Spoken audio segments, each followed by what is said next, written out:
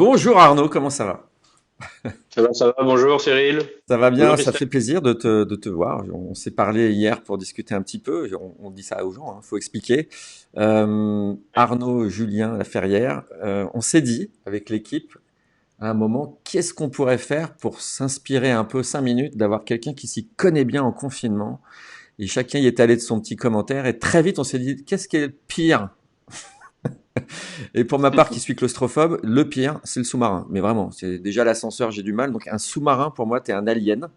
Donc on s'est dit, ce serait pas mal dans ces temps de confinement d'avoir au moins le témoignage. Je sais pas si c'est comparable avec ce qu'on vit, mais en tout cas le témoignage de quelqu'un qui reste enfermé longtemps dans des situations étonnantes, extraordinaires, vraiment extraordinaires, dans le sens pas ordinaire.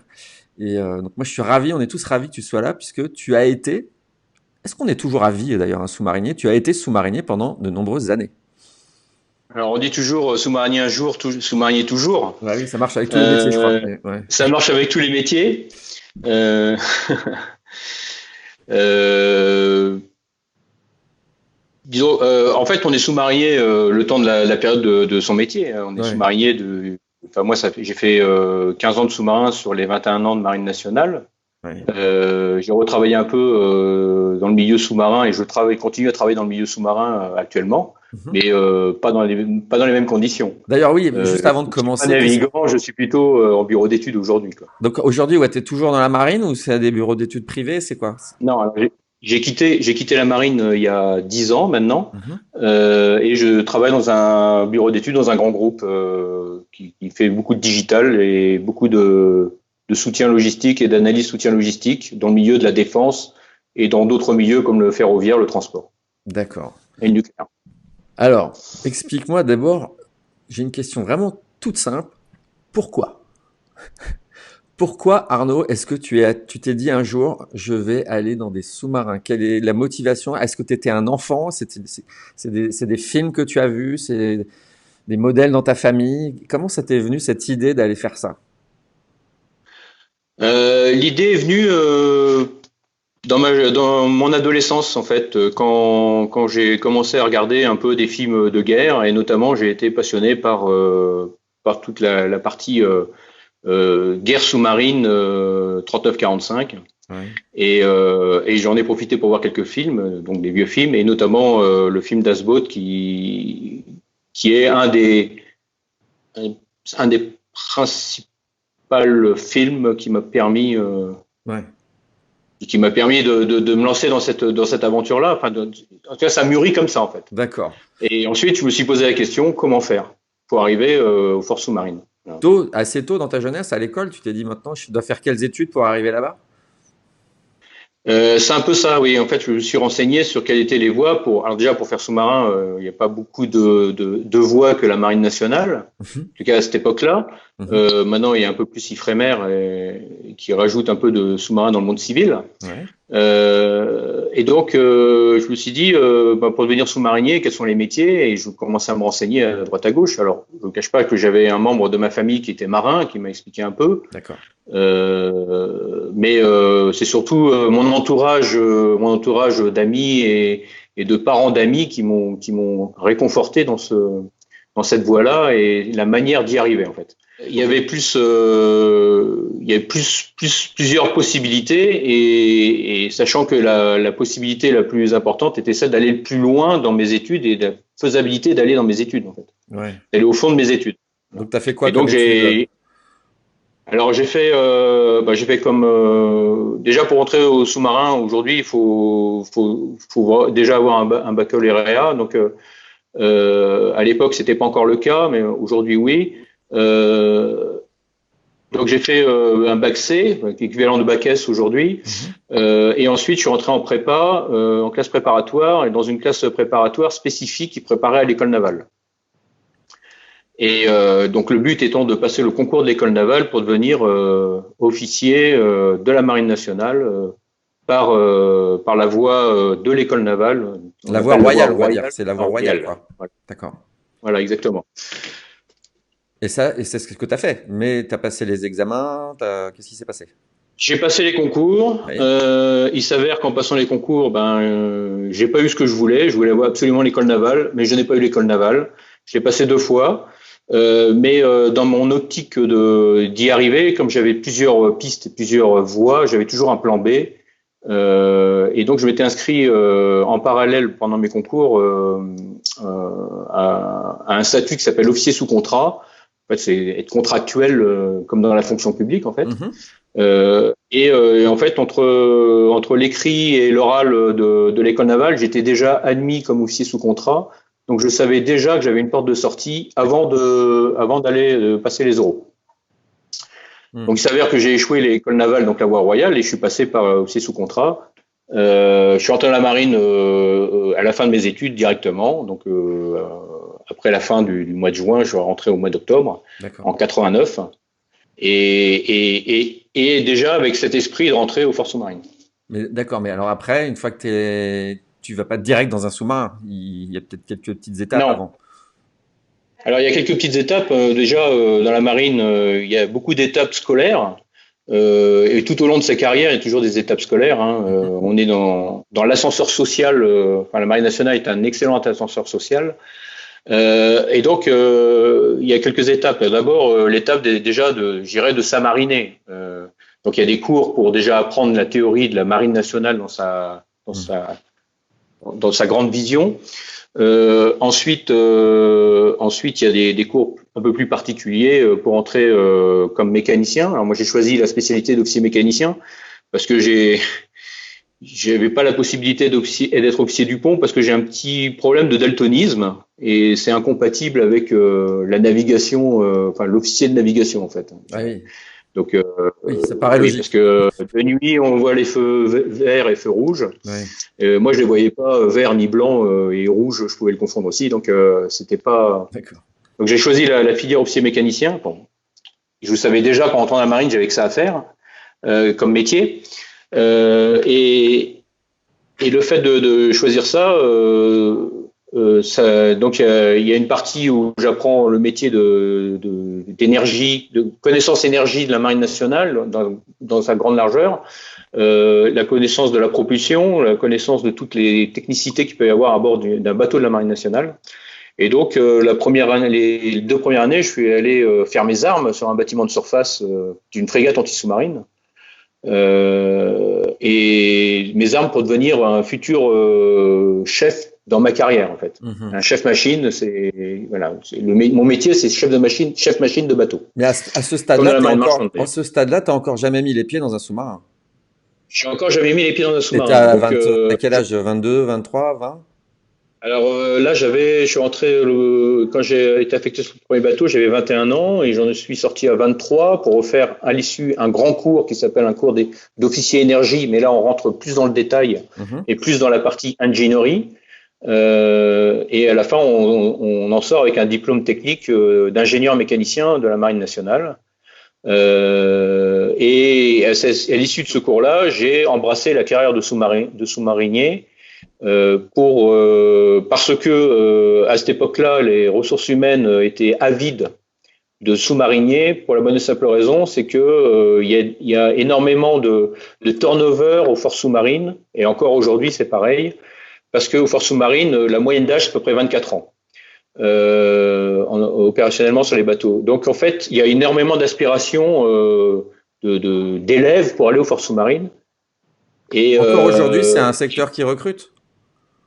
Alors aujourd'hui, c'est un secteur qui recrute énormément, surtout dans la partie énergie, toute la partie atomicien et mécanicien, électricien. Ce sont des parties. Les forces sous-marines sont très très avides de ce genre de personnes et de métiers pour la bonne et simple raison, c'est que derrière il y a beaucoup de filières nucléaires. Et il n'y a pas que le sous-marin lui-même, mais il y a aussi le porte-avions derrière, qui a des centrales nucléaires. Et il y a aussi également tout l'environnement nucléaire autour d'un site nucléaire, que ce soit un officier de sûreté nucléaire dans les sites. Donc en fait, il y a énormément de monde. Et comme c'est des spécialités extrêmement demandées dans le privé aussi, que ce soit pour EDF ou que ce soit pour des bureaux d'études dans le domaine nucléaire. Donc en fait, ils sont très demandés très rapidement et débauchés de la Marine nationale assez rapidement aussi. Donc il y a un flux d'entrée et un flux de sortie qui est parfois avec un goulet d'étranglement. Alors revenons à notre histoire. Et, Revenons à notre et histoire, Arnaud. Il arrive quand même un jour où tu es rentré dans un sous-marin. Ce jour-là, comment t'étais? C'est alors, que tu as eu la trouille. Est-ce que parce que ça se trouve, tu étais claustrophobe. Ça se trouve, tu supportais pas l'odeur. Qu'est-ce qui se passe? en fait, avant de rentrer dans le sous-marin, tu as un premier cours qui te permet de t'expliquer la théorie et la théorie d'un sous-marin, dans le sous-marin dans lequel tu vas aller. D'accord. Et cette théorie-là, on t'apprend quand même un peu les us et coutumes, comment ça va se passer, quels sont les risques, quelles sont les choses, et tu vas appréhender, en fait, avant d'entrer dans le sous-marin, tu auras déjà appréhendé ce genre de choses. Et puis, à force de discuter avec un équipage, parce que tu es déjà inclus dans un équipage avant qu'on parte en mer pendant une petite période de 2 mois à terre, ça permet aussi de discuter et puis de freiner ses peurs et d'avoir moins de stress pour embarquer à bord. Mais toi, Donc, tu avais des peurs le à ce premier jour moment-là? qu'on arrive à bord, Toi, est-ce que tu avais non, des... non, parce que c'est un métier que je voulais faire absolument, donc je m'étais déjà renseigné un peu avant. Donc, donc ça donnait un peu.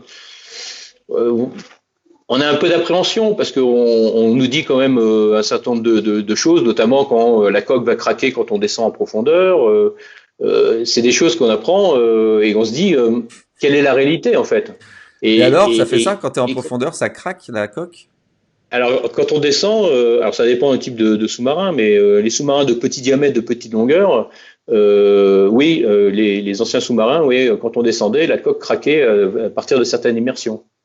On entendait la croque craquer parce que c'est la pression qui vient contracter le cylindre en fait. Ouais, ouais. Et donc Ouais, je vois bien, ouais. voilà. Et et on entend ce petit moment-là et c'est assez c'est pas angoissant parce qu'on le sait d'avance. Mais Mm. en revanche, on est curieux de l'entendre en fait. Alors, il y avait quoi comme... il te prévenait de quoi comme autre particularité de la vie sous-marine? Des bruits, des effets de santé, dont on te prévient de quoi? Alors on te prévient déjà, on t'explique quelle est la vie à bord, comment on vit à bord en fait. On te prévient quels sont tes risques, les risques, les risques qui sont liés à tout ce qui est technologique autour. Donc c'est comme une petite bombe à bord. Hein. Il y a de l'air haute pression à 250 bars, il y a de l'huile à 250 bars, à 300 bars. Et on vit, c'est notre environnement de vie, c'est la technologie pure. Hmm. Et donc, on est soumis il y a l'électricité, il y a de la haute tension, de la basse tension, mais tout ça, c'est dans un lot restreint, quoi. En plus, il y a une centrale nucléaire pour certains.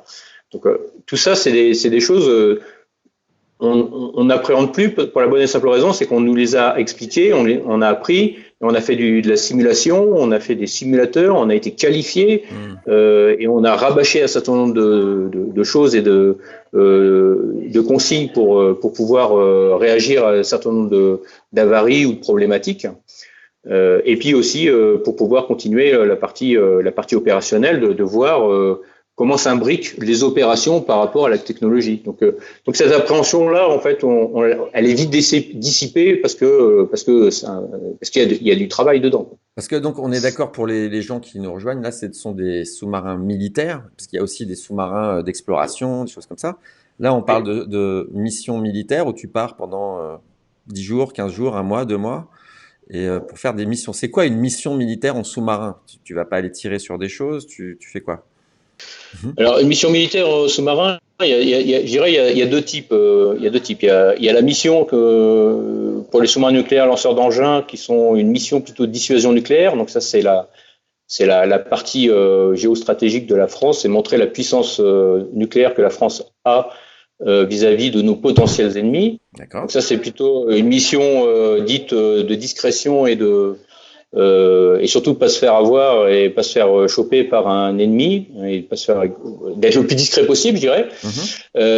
Il y a la mission de sous-marin d'attaque là par contre on est plus dans la protection de notre territoire vis-à-vis d'un ennemi extérieur, on est plus dans la surveillance extérieure, on est plus sur la protection de nos intérêts vitaux. Là on est plus dans une préparation au combat comme dans les films en fait. D'accord.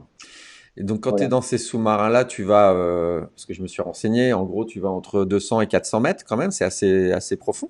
T'as pas le droit de le dire, je sais, donc t'es pas obligé de répondre, c'est le secret militaire. Mais j'ai vu que Il y a une normalement, valeur, je peux dire, parce que c'est écrit un peu partout, on peut aller jusqu'à 300 mètres. ouais, Ça, voilà. Mais je ne donnerai pas les valeurs réelles d'immersion qui sont classées effectivement. bah oui, mais c'est normal. Mais 300 mètres, il faut imaginer que c'est 30 bars à l'extérieur. Donc il y a il y a un risque important, c'est la voie d'eau à bord, et ça, c'est la chose qu'on appréhende le plus. Bah oui, tu m'étonnes. Donc déjà, vous êtes combien dans ces sous-marins? Il y a plusieurs types de sous-marins. Toi, tu as commencé dans un sous-marin diesel, je crois, qui marche au diesel. Oui, j'ai commencé un sous-marin diesel, oui. Oui. J'ai commencé comme à l'ancienne, sous-marin diesel. Et sous-marin diesel, c'est une vie spartiate. C'est comme une vie de boy scout, en fait. On se lave pas beaucoup, on se rase pas, on fait pas beaucoup de sport parce qu'il n'y a pas beaucoup de place. On est les uns sur les autres et il n'y a pas beaucoup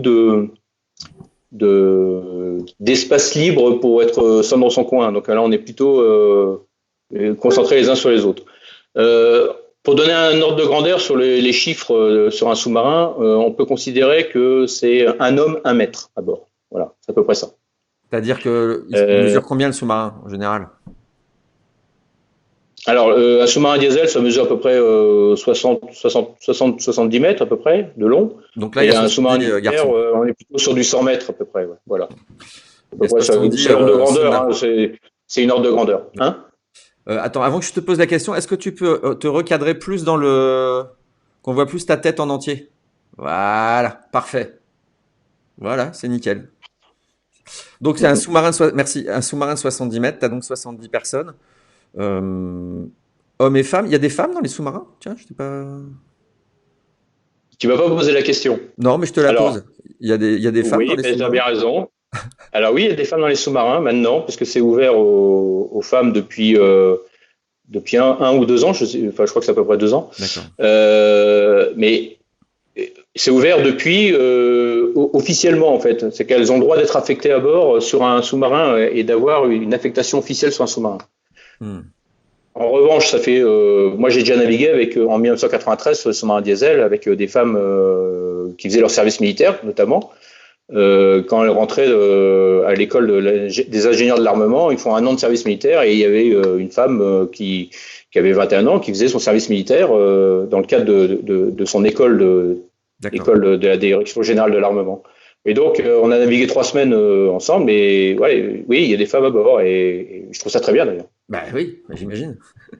Et donc une fois que tu es à bord, est-ce qu'il y a des bruits? Est-ce qu'on entend l'extérieur du sous-marin? Alors, pour entendre l'extérieur, on a des moyens, ce sont des hydrophones.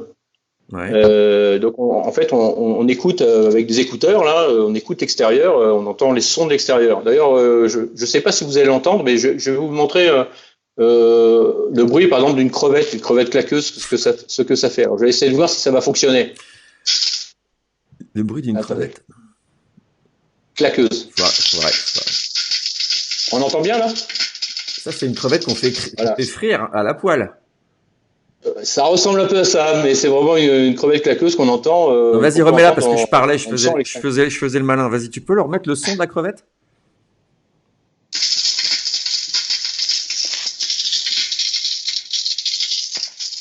Mais Ouais. c'est un truc de malade. Et donc ça, vous étiez à Là, c'est un banc de crevette. Ça, c'est un banc de crevette claqueuse.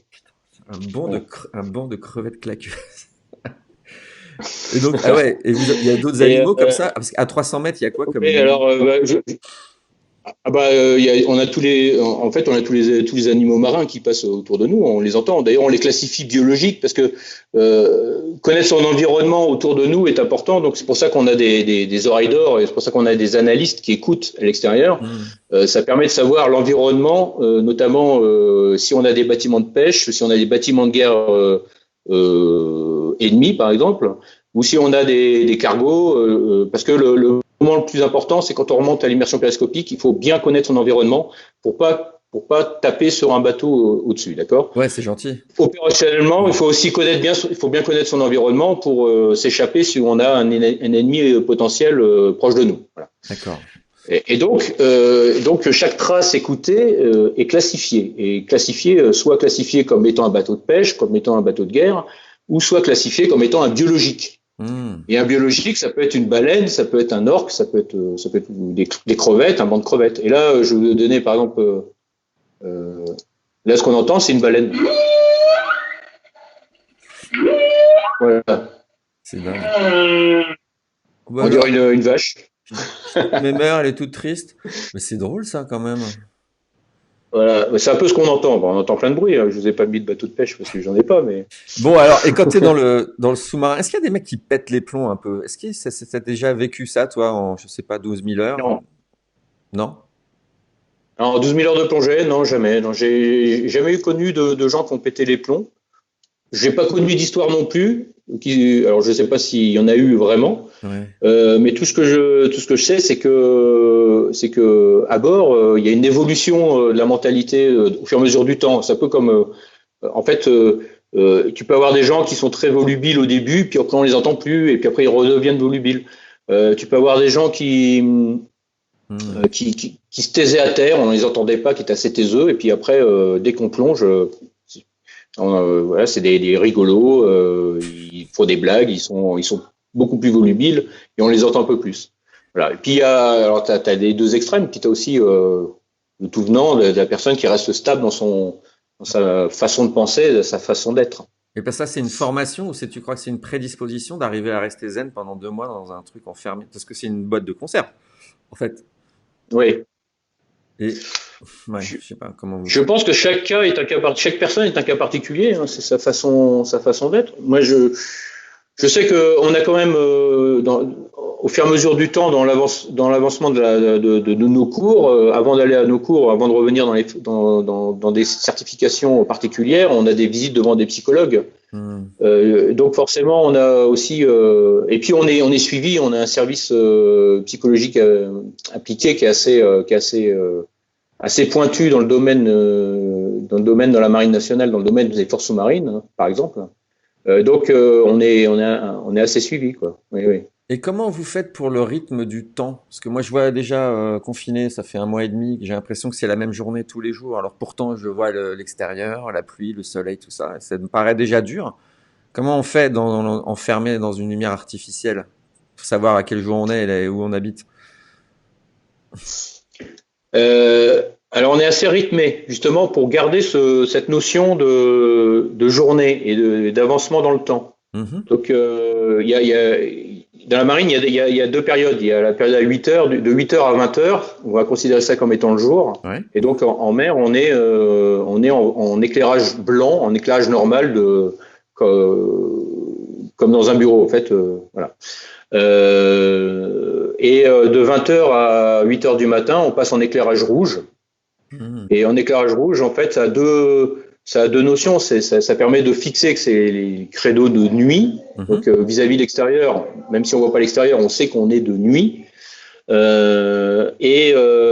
L'autre raison, c'est aussi une raison opérationnelle. Ça permet aussi d'habituer, si on doit reprendre la vue et regarder à l'extérieur, ça permet aussi d'habituer l'œil, pour celui qui va être au périscope, de pouvoir voir à l'extérieur comme un œil de chat, en fait. Voilà. Pour Mhm. s'habituer très vite à pouvoir voir l'extérieur et voir la moindre silhouette dans la pénombre. D'accord. Voilà. Je vois, je vois, je vois. Et pour le sommeil, vous aviez des chambres, enfin, je veux dire, ça se visite sans doute un sous-marin, mais c'était des conditions cool. T'as des belles chambres individuelles avec des salles de bain. C'est un peu l'hôtel ou c'est un peu la guerre? Bah, ça dépend encore du type de sous-marin. Un sous-marin diesel, euh, c'est un peu la guerre, hein. Ah ouais. Sous-marin diesel jusque dans les années 2000, il y a une partie de l'équipage qui faisait de la banette chaude, comme dans les films. C'est-à-dire en fait une personne de quart, une personne qui dort et une personne qui est debout. Et deux personnes qui dorment, une personne de quart. Puis dès que la personne a fini le quart, elle est relevée, elle va prendre la place de l'autre. Et en fait, c'est un triangle. Hmm. Donc en fait, ça s'appelle la banette chaude. Donc jusqu'aux années 2000, sur le sous-marin diesel, ça marchait encore comme ça. Sur les sous-marins nucléaires, on est un peu plus, je dirais, c'est l'hôtel, quoi, je dirais. Ah oui. L'hôtel 3 étoiles. Voilà, un sous-marin nucléaire Los Angeles, on aurait plutôt du 4 étoiles. Mais du 4 étoiles dans un peu plus restreint quand même. Ouais, c'est ça. Voilà. Donc le Et c'est diesel. assez spartiate, oui, effectivement, sur le sous-marin diesel. Un sous-marin diesel, par exemple, les chambres, ça fait un peu comme un wagon-lit. Un wagon-lit de chemin de fer, pour ceux qui ont connu les wagons-lits pour faire les trajets de nuit en train, bah, c'est 3 à gauche, 3 à droite, avec une petite coursive entre les deux, et on se débrouillait comme ça, quoi. C'est dingue. Ça, il y en a plus des sous-marins diesel en circulation là. Alors en France, il n'y en a plus. Non, par contre, on en construit en France, on en construit toujours et pour l'export. Ouais. Ah d'accord. Ouais, ouais. Oui, la France fabrique toujours des sous-marins diesel pour l'export. Là, on vend pour le Brésil, pour l'Inde, pour la Malaisie, Hmm, par exemple, par le Chili aussi. d'accord. Et écoute, tu sais, ça filoche, mais j'aimerais bien on va finir avec deux énormes questions. La première, j'aimerais bien que tu nous racontes ton pire souvenir, parce que quand même, j'imagine qu'il y en a eu, et on finira sur ton meilleur souvenir. Ça va. Donc, quel est le pire truc qui te soit arrivé? Tout à l'heure, tu parlais de la peur de la fuite d'eau. Est-ce que, ne me dis pas que c'est ça? Bah si, C'est ça? ça m'est arrivé ouais, c'est ça, ouais. Ça nous est arrivé en c'est en quelle année? C'est en 2006, 2005, pardon. Ouais. 2005, on sortait d'une refonte du sous-marin, une grosse refonte, et malheureusement, on était à une immersion assez profonde, et il y a un passage de câble qui a pété, et juste au-dessus du poste de pilotage. Et là, il y a eu une grosse entrée d'eau avec le bruit derrière qu'on imagine comme si c'était une cocotte minute qui fuit là, Mhm. plus le brouillard dû à la décompression de l'eau de mer à l'intérieur. Et tout ça au-dessus du poste de pilotage, sachant que les pilotes ne voyaient rien et ne voyaient plus rien parce qu'ils avaient le brouillard dans la figure. Et donc on a fait une remontée d'urgence comme dans les livres, et ça grâce à l'entraînement, rien qu'à la voix, à, comment dire, au réflexe conditionné, parce que entraînement difficile, je dirais, réaction facile. Et donc on est remonté en urgence, voilà. Donc ce très mauvais souvenir sur le moment qui a duré quelques pouillèmes de secondes s'est transformé en super souvenir parce que après on a réagi comme en se disant voilà l'entraînement à quoi ça sert. Heureusement qu'on était bien entraîné. Est-ce que, Surtout qu'à bord en plus on avait des clients étrangers avec nous qui achetaient des sous-marins français, donc on imagine bien les risques derrière, ah ouais. tu pouvais y avoir. Et finalement, plus des gens du chantier qui étaient présents parce que c'était une sortie, il y Hmm. avait des essais derrière. Donc en fait, voilà, ça s'est tellement bien passé que ce mauvais souvenir s'est transformé en super souvenir de liaison d'équipage, y compris les étrangers qui étaient présents à Mhm. bord, quoi. Mais quand tu dis quelques pouillèmes de secondes, vous étiez loin, vous étiez profond? Comment tu sais Oui, à ce moment? alors oui, oui, oui. Alors, quand on réagit vite, on remonte très vite et on monte très très vite. Ouais, très très vite. Quand je dis pouillème de secondes, c'est le temps de réaction en fait. D'accord. Après, c'est comme n'importe quel moment d'urgence, même si à la maison il y a le feu, on s'imagine que le temps est super long avant le moment où on arrive à sortir de l'immeuble, etc. Mais en fait, la durée entre la réalité imaginée et la réalité Hmm. de l'action est restreint en fait. Quand je dis pouillème de secondes, c'est parce que ça va très vite en fait. Et on remonte très vite. Et on est accroché comme si on était voilà, en train de monter une montagne de 35 degrés, quoi.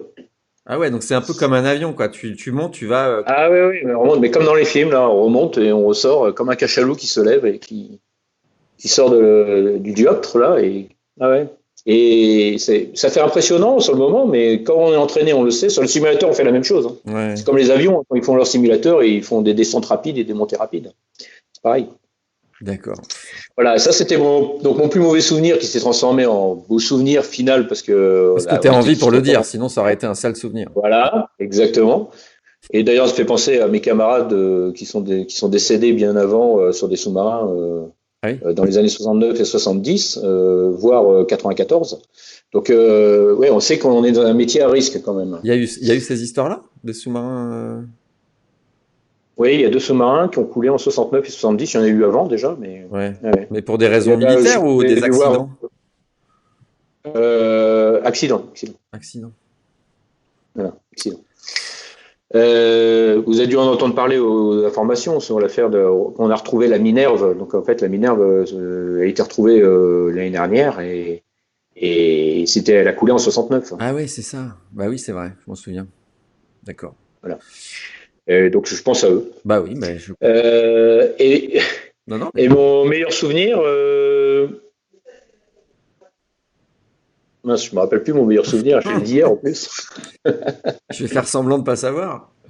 Ton meilleur souvenir, ce serait pas un peu quand tu poses le sous-marin au sol? Oui, voilà, c'est ça. Ça, c'est revenu. Mes meilleurs souvenirs, c'est en tant que chef machine, c'est de faire des posées sur le fond. Ouais. C'est-à-dire en fait de poser un sous-marin diesel sur le fond. J'en ai fait au moins une trentaine, une quarantaine. Et comme c'est l'attribution du second du bateau ou du chef machine, et c'est de poser sur le fond pour faire des exercices d'évacuation de commando marine la plupart du temps, ou de se mettre sur le fond pour pouvoir être le plus discret et secret possible si on n'est pas loin de côte, Hmm. D'accord, je vois. pas forcément amis. Voilà. Euh, et et c'est un moment techniquement, professionnellement super intense. Et une Pourquoi? concentration énorme. Pourquoi c'est quoi? Et en même temps, humainement, c'est rigolo parce que en fait, pour pouvoir se poser sur le fond, et ben, on doit descendre tout doucement. On doit en plus avoir l'esprit toujours ce poids égal poussée, donc la poussée d'Archimède, ça c'est le but. Mais en même temps, on utilise des curseurs humains pour aller de l'avant à l'arrière, pour pouvoir jouer sur l'assiette, pour garder l'assiette la plus parfaite, nulle. Donc en même temps, c'est assez rigolo de dire à l'arrière deux personnes ou 100 kilos sur l'avant et il y a un mec à l'arrière qui va dire toi, tu vas à l'avant, quoi, parce que ça fait 100 kilos à peu près. Donc il va à l'avant 100 kilos. Et en fait, et ça, c'est des moments assez intenses parce que quand il passe devant nous, il se marre, quoi. Et puis dans l'autre sens, c'est pareil, on rigole bien. C'est drôle, Mais ça pèse combien un c'est en sous-marin? même temps Ça pèse. professionnel. En même temps, c'est professionnel. Ouais. Voilà. Mais un sous-marin, ça pèse combien de tonnes? Ben, un sous-marin, par exemple, un sous-marin diesel sur lequel j'étais, là, les types Agosta, c'était un 1200 tonnes, 1200 tonnes. Mais c'est drôle, c'est que tu as Et 1200 tonnes, par mais à exemple, la fin, un tu fais. sous-marin nucléaire lanceur d'engin, c'est un 14 000 tonnes. Pardon. Non, non, mais je t'en prie, il y a un petit décalage, mais Ouais. t'as un truc de 1200 tonnes, mais à la fin, tu fais bouger deux mecs pour, pour équilibrer Oui, l'assiette. ben, c'est tout l'art de la poussée d'Archimède, hein. Oui, bah, j'imagine. Voilà. Poids égale poussée, on est pratiquement la différence est pratiquement nulle. Est pratiquement nulle entre les deux, entre le poids du sous-marin. En fait, on équilibre le poids du sous-marin pour qu'on reste toujours à l'immersion stable, à Ouais. vitesse nulle, Mais voilà, et alors, assiette nulle. quand tu poses un sous-marin, t'es quand même pas à 300 mètres, surtout s'il y a des mecs, des plongeurs qui sortent. Donc, c'est quoi? C'est du 40 mètres, c'est du Ah, 30 tu as une mètres. immersion certaine. Je vais te répondre, tu as une immersion certaine en fonction de la mission opérationnelle. Voilà. Moi, je vais finir par avoir les infos, moi. Mais, non, c'est super, écoute. Et, pour finir, hein, j'ai encore une question. T'as pas de conseils à donner aux gens qui sont en confinement, en fait? Ça a rien à voir. Qu'est-ce qui vous a permis de Alors, tenir? Toi, c'est l'esprit d'équipe, un bah, Walkman sur les oreilles. c'est l'esprit d'équipe et puis c'est surtout pas, qu'il n'y ait pas de routine. Oui, qu'il n'y ait pas de routine. En fait, il y a toujours des activités à faire. Mais c'est des activités qui sont un peu rythmées en fonction de périodes de quart qui sont. Alors en France, on a une période de quart qui est un peu tournant, donc en fait, sur 7 jours, on revient à peu près au même rythme, en fait, voilà. Mais ça permet d'avoir des moments importants pour soi, des moments importants pour le travail et des moments importants pour du CAR, pour la surveillance et de la chaîne fonctionnelle. Euh, j'ai vu dernièrement qu'il y a beaucoup de médias qui demandaient à des sous-mariniers comment vous viviez votre confinement, etc. Donc, on peut dire qu'on est à peu près équivalent. La seule différence, c'est qu'on n'a aucun contact avec l'extérieur. On n'a aucun contact avec avec l'extérieur, je parle de notre famille. Mhm. On n'a pas la vue sur le ciel, il fait beau, il fait pas beau. On entend juste peut-être à l'écouteur qu'il pleut dehors. Euh, mais on a des rythmes, les rythmes classiques, et ces rythmes-là, c'est comme le confinement. Il faut s'imposer des choses en fait. Et donc forcément dans les rimes, il y a les repas toujours à peu près aux mêmes horaires. Il y a qu'il faut toujours être, faut jamais être seul tout le temps dans son coin. Il faut toujours parler avec des amis, parler avec sur Skype par exemple, avec des collègues de travail, se faire des petites pauses café, et pas faire que du travail en home office pour ceux qui font du home office. Et donc à bord c'est à peu près pareil. On est toujours en train de discuter soit de technique, soit de choses et d'autres. Il y a des trucs importants. C'est aussi être capable de se mettre un peu au vert vis-à-vis de l'environnement, d'être capable de se mettre tout seul et dans sa bulle. Et ça, le fait d'avoir acquis ce genre de choses sur mes 12 000 heures de plongée, c'est pour ça que moi, le confinement aujourd'hui, je peux me mettre tout seul dans ma bulle, je pourrais tenir un mois sans problème, quoi. Maintenant, le conseil que je pourrais donner, c'est bien de se fixer un emploi du temps, au moins sur 5 jours, et quitte à faire comme la vie réelle, c'est-à-dire pendant 5 jours, je me lève le matin. C'est ce que je dis à mon fils d'ailleurs. Le matin, tu te lèves, tu vas t'habiller, tu fais tes devoirs de telle heure à telle heure. Après voilà, donc c'est important de garder ce rythme. Et c'est surtout de pas se laisser végéter. Mais en même temps, profiter aussi de ces moments-là pour faire un peu le vide sur soi et se dire, tiens, qu'est-ce que je peux faire que d'habitude je ferais pas parce que j'ai pas le temps. Voilà. Il y a des petites astuces. Je suis sûr qu'il y a plein de gens qui sont confinés, qui se sont aperçus qu'il y avait des fuites d'eau dans la maison, qu'ils ne voyaient jamais. Et ça, tu t'y connais, toi? Qui l'entendaient pas. Ouais. Bah oui, c'est surtout que j'ai eu mon chauffe-eau qui a pété. Donc, voilà. Non, mais voilà, c'est des petits trucs comme ça. Et il faut être à l'écoute de son environnement. Et je pense qu'on n'y était pas avant. Donc, je pense qu'il y a des mentalités qui vont changer, à mon avis. Eh ben, écoute, Arnaud, c'est là-dessus qu'on va se finir sur ce chauffe-eau en panne. Et merci. Il est réparé depuis. Merci beaucoup. Moi, j'adore ces histoires de sous-marins. Ça me fascine.